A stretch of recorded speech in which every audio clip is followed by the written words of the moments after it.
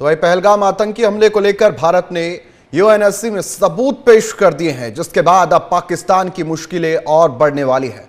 भारत ने आतंकी संगठन टीआरएफ के खिलाफ सबूत पेश किए हैं। बता दें कि टीआरएफ ने पहले पहलगाम हमले की जिम्मेदारी ली थी, उसके बाद वह उससे मुकर गया था।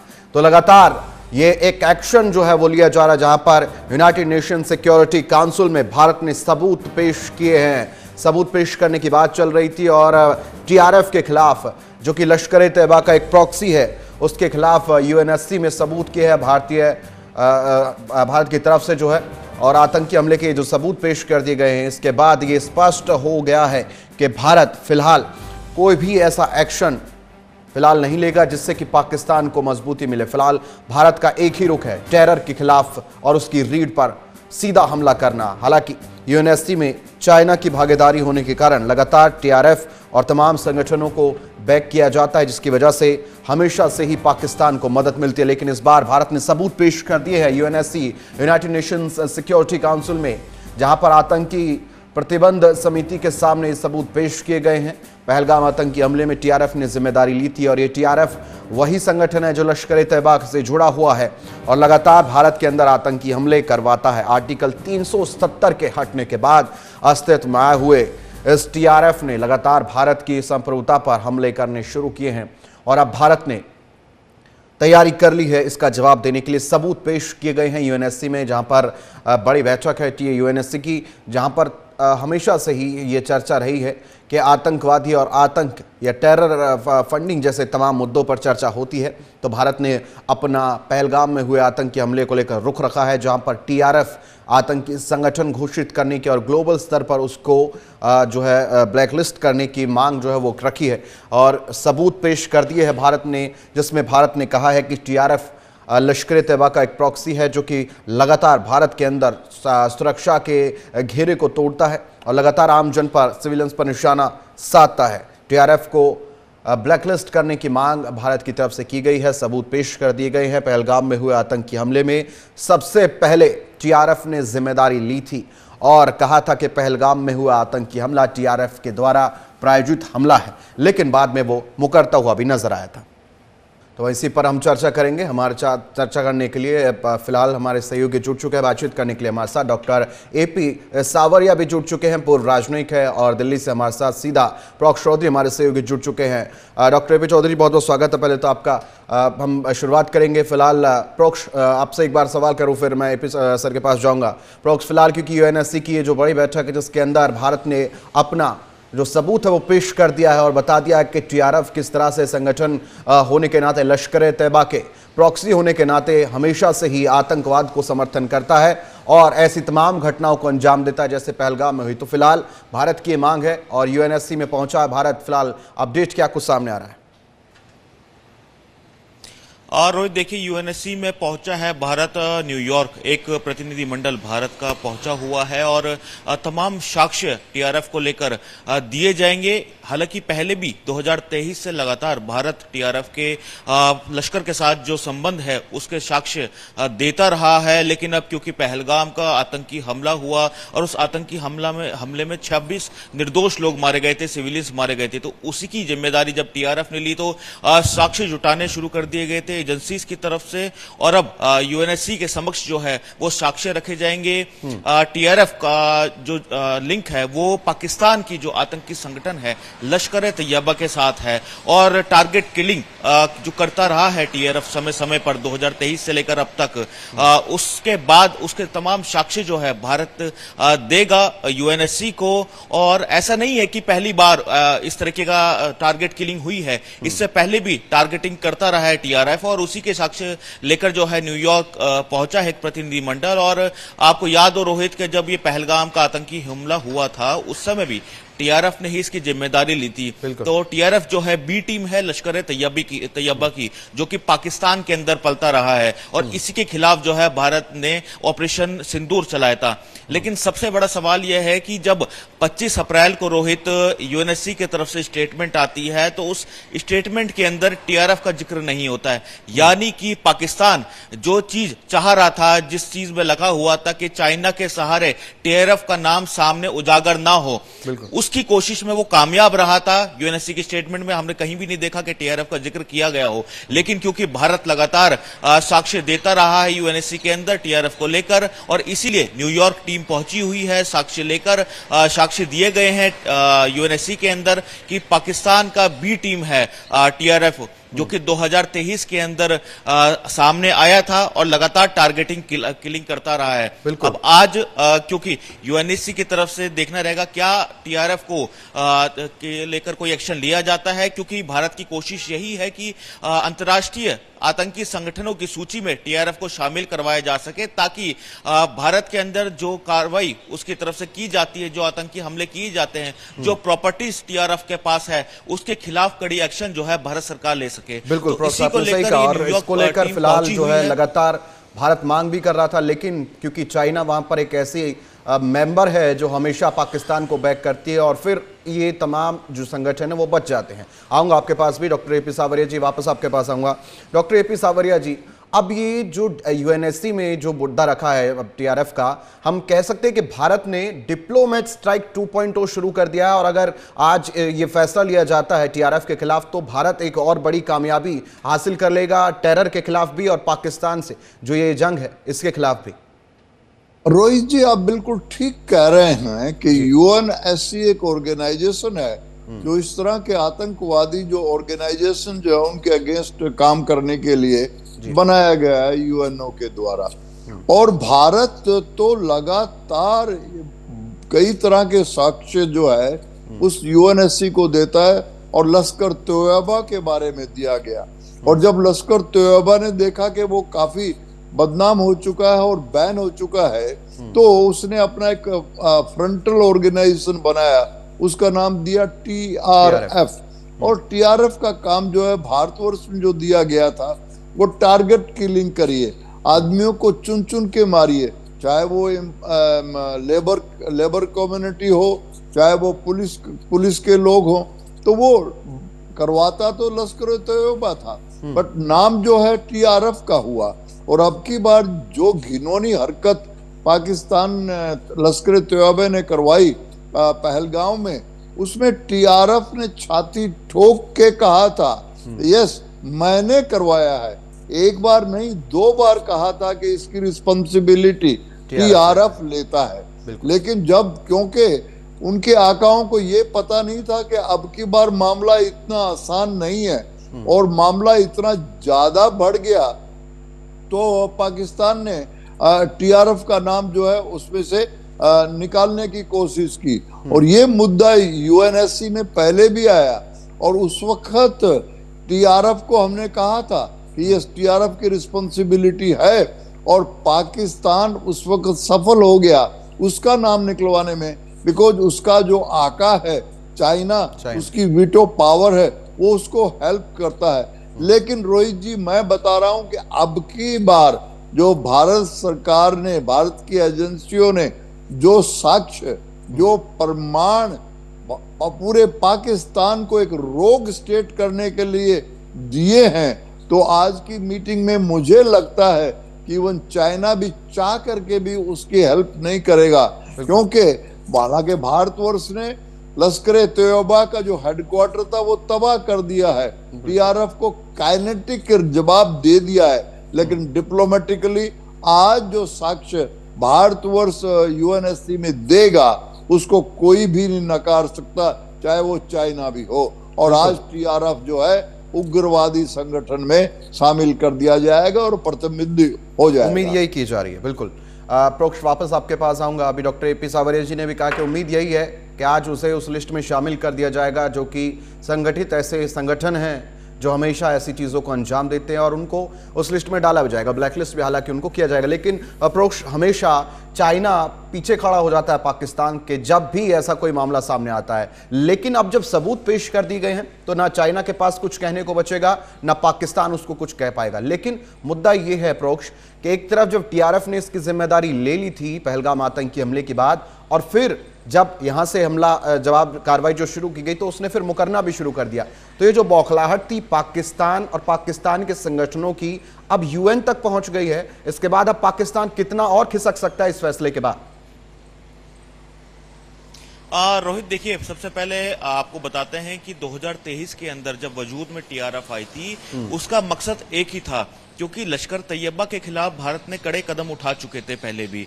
और जब टीआरएफ का उजागर हुआ, टीआरएफ का वजूद आया, तो टीआरएफ का मकसद यही था कि लोकल कश्मीरियों को, श्रीनगर के जो वासी थे, कश्मीरी थे, उनको पैसे का लालच देकर जो है उसके टीआरएफ के अंदर शामिल कराया जाए। यानी कि भारत की जो संप्रभुता है उसको खत्म करने की कोशिश जो है श्रीनगर के लोकल लोगों के शुरुआत की गई थी। उनको पैसे का लालच दिखाना, उनको भड़काना कि भारत किस कदर जो है कश्मीरियों के साथ खड़ा नहीं होता है। तो ऐसी बातें करके वहां के लोकल लोगों को जो है अपने साथ जोड़ा जाता है। उसके बाद उनकी जानकारी लेकर फिर जो लोकल लोग होते हैं, जो लेबर क्लास होती है, उनकी टारगेटिंग किलिंग की जाती है। तो कहीं ना कहीं जिस मकसद से लश्कर तैयबा ने टीआरएफ को बनाया था भारत के अंदर, उसका मकसद कहीं ना कहीं कामयाब होता जा रहा था। लेकिन क्योंकि जब भारत सरकार ने टीआरएफ के बारे में साक्ष्य जुटाने की कोशिश किए गए थे, तो सबसे बड़ा नाम लश्कर तैयबा का सामने आया। तो कहीं ना कहीं ये क्लियर हो गई थी तस्वीर कि पाकिस्तान ही टीआरएफ के नाम पे आतंकी जो घटनाएं हैं, जो टारगेटिंग किलिंग है भारत के अंदर, वो करवा रहा है। उसके साक्ष्य लेके यूएनएससी पे पहले गए थे, लेकिन क्योंकि चाइना मेंबर है यूएनएससी का, इस कारण से कभी भी भारत की जो साक्ष्य थे वो सामने पूरी तरीके से कामयाब नहीं हो पाए, और आतंकवादी, अंतर्राष्ट्रीय आतंकवाद संगठन जो करवाने की कोशिश थी भारत की तरफ से, उसमें कामयाबी हासिल नहीं हुई।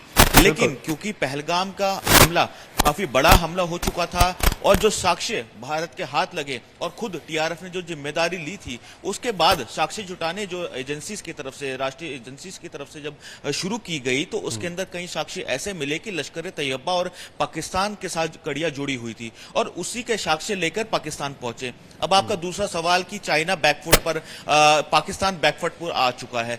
पाकिस्तान हमेशा से ही बैकफुट पर रहा है। ऑपरेशन सिंदूर के बाद जब डीजीएमओ की बैठक हुई, डीजीएमओ की बैठक के लिए पाकिस्तान की तरफ से पहल की गई थी, क्योंकि पाकिस्तान समझ चुका था कि भारत ने जो कड़ी कार्रवाई, जो 9 आतंकी ठिकाने खत्म किए हैं, उसके अलावा भी 12 आतंकी ठिकाने अभी भी बचे हुए हैं। यानी कि लिस्ट अभी भारत के पास अभी भी बाकी है। और अगर पाकिस्तान ने अपना रुख नहीं बदला, यानी कि सीजफायर का उल्लंघन खत्म नहीं करा, और सिविलियंस पर अटैक, भारत के एयरबेस पर अटैक करना बंद नहीं करा, तो उसकी कार्रवाई कड़ी हो सकती है भारत की। तो इसलिए घुटनों पे आना पड़ा था। 5 कूटनीतिक फैसले भी इसका एक बहुत बड़ा हिस्सा रहे हैं। सिंधु जल समझौता सबसे बड़ा कूटनीतिक फैसला था, रद्द जो किया गया था भारत की तरफ से। तो ऐसे 5 बड़े कूटनीतिक फैसलों के बाद जब ऑपरेशन सिंदूर चलाया गया, उस कारण से पाकिस्तान को घुटनों पर आना पड़ा। चीन भी अब सहायता नहीं कर पाया, और इसी कारण से जब पाकिस्तान यूएन के पास गया, तो वहां से भी यही कहा गया कि आपके आपस का मामला है, आपस में इस तनाव को कम करें। तो इसी कारण से पाकिस्तान को बैकफुट पर आना पड़ा, घुटनों पे आना पड़ा। उसके बाद डीजीएमओ के जरिए भारत के डीजीएमओ को फोन किया गया, और उनसे वार्ता की गई, और पेशकश की गई कि इस सीजफायर का समझौता किया जाए। तो कहीं ना कहीं पाकिस्तान बैकफुट पर आ चुका है, लेकिन उसके बाद भी आपने सही कहा। इस पर अभी क्योंकि फैसला, अभी जब यूएनएससी में इसको लेकर चर्चा होगी, तब अलग जो पाकिस्तान को जो रीड है उस पर सीधा हमला होगा, अगर आज फैसला भारत के पक्ष में आता है। पक्ष वापस आऊंगा, एपी सावरे जी आपके पास आऊंगा। देखिए, जिसका एक ऐसे संगठन का जिसका निर्माण ही सिर्फ इसलिए हुआ हो कि वहां के लोगों को भड़काना है, क्योंकि आर्टिकल 370 हटा दिया गया, तो बड़ी चुभन हुई उन लोगों को, और उन्होंने फिर एक अपना ऐसा संगठन बनाया जो बी टीम बन गया, क्योंकि लश्कर तैयबा को तो वैसे प्रतिबंधित किया गया है, तो बी टीम बनकर आया, मिलिटेंट ग्रुप बनकर सामने आया। लेकिन सबको पता है कि मिलिटेंट ग्रुप नहीं, वो वही आतंकवादी ग्रुप है जो पाकिस्तान से चलता है और सीधा भारत के जम्मू कश्मीर में उन लोगों को निशाना बनाता है, आमजन को निशाना बनाता है जो कि आर्थिक स्थिति से कमजोर है, और उनको निशाना बनाकर सीधा ये उनको डाइवर्ट करने की कोशिश करता है कि वहां वो उनमें संगठनों में शामिल हो जाए, भारत के साथ इस तरह की चीजों में अंजाम दे जो कि भारत की संप्रभुता पर हमला हो। लेकिन एपी सावरिया जी, आज अगर फैसला भारत के पक्ष में आता, अगर आज ये जो सबूत पेश किए गए हैं इनको वैलिड माना जाता है, और टीआरएफ को उस संगठन में घोषित कर दिया जाता है, उस लिस्ट में शामिल कर दिया जाता है जो कि ब्लैक लिस्टेड है, तो हम मानकर चले कि पाकिस्तान की रीढ़ पर एक ये बड़ा हमला होगा, और भारत की जो अभी तक ऑपरेशन सिंदूर के बाद ये बड़ी जीत डिप्लोमेटिकली होने वाली है। बिल्कुल रोहित जी, देखिए जिस तरह के साक्ष्य और प्रमाण और प्रूफ भारतवर्ष की एजेंसियां लेकर के आज यूएनएससी में गई है। मुझे तो लगता है कि आज के दिन में जो फैसला होगा वो भारत के हक में होगा। भारत ये सारे साक्ष्य लेके गया है पाकिस्तान को रोग स्टेट डिक्लेयर करने के लिए। अब की बार जो ये हमारा ऑपरेशन सिंदूर हुआ, इसमें सारी दुनिया ने देखा है और आप देख रहे होंगे कि अब हम अपनी बड़ाई खुद नहीं कर रहे। अमेरिका, दूसरे डेवलप्ड कंट्री कह रहे हैं कि अब की बार भारतवर्ष ने जो विजय हासिल की है वो एक बहुत ही ऐतिहासिक विजय है। किस तरह सटीक तरीके से 9 आतंकवादी नर्सरी के ऊपर उन्होंने तोड़ दिया, जिसमें कि लश्कर-ए-तैयबा का भी हेडक्वार्टर था, और उनको ये भी पता है कि 12 और बाकी हैं। और भारत की सरकार ने, भारत के प्रधानमंत्री जी ने कह दिया है कि सिंदूर ऑपरेशन चालू है, बंद नहीं हुआ है। सिर्फ गोलीबारी रुकने का ये सीज फायर है। जिस तरह से हमारी सरकार ने बड़ा क्लियर कर दिया कि जो गोलीबारी हो रही थी 9-10 तारीख की, उसका सीज फायर है, अदरवाइज हमारा एक्शन चलता रहेगा। और 10 तारीख को जिस तरह से भारतीय आर्म्ड फोर्सेस ने उसके 13 एयर बेस में से 11 एयर बेस जो है नास्ते नाबूद कर दिए।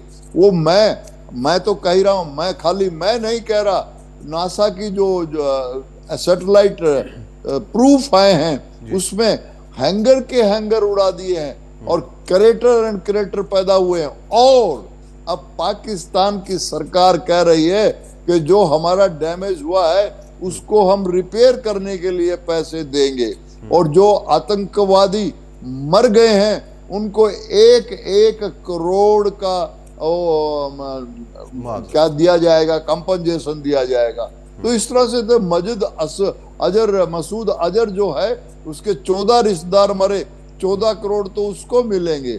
तो इसका मतलब पाकिस्तान की इंटेंशन कभी भी इस आतंकवाद के अगेंस्ट नहीं हो सकती, वरना भारतवर्ष ने क्लियर कह रखा है कि मैं तेरे पे पाकिस्तान पे अटैक नहीं कर रहा हूं, मैं सिर्फ आतंकवाद पे अटैक करा था और करूंगा। और जिस तरह से अब जो वर्ल्ड ओपिनियन हुई है, और चाइना जो है खाली मेंबर नहीं है, अनफॉर्चुनेटली उसके पास एक वीटो पावर है, और वो वीटो पावर जो है वो यूज करके, बट मुझे लगता है कि अब की बार अमेरिका एंड दो बड़े जिनके पास वीटो पावर है यूएस में, वो सारे के सारे इसको समझ करके, चाइना की भी हिम्मत नहीं होगी कि इन सबूतों को नकार दे और कहे कि टीआरएफ जो है एक आतंकवादी नहीं है।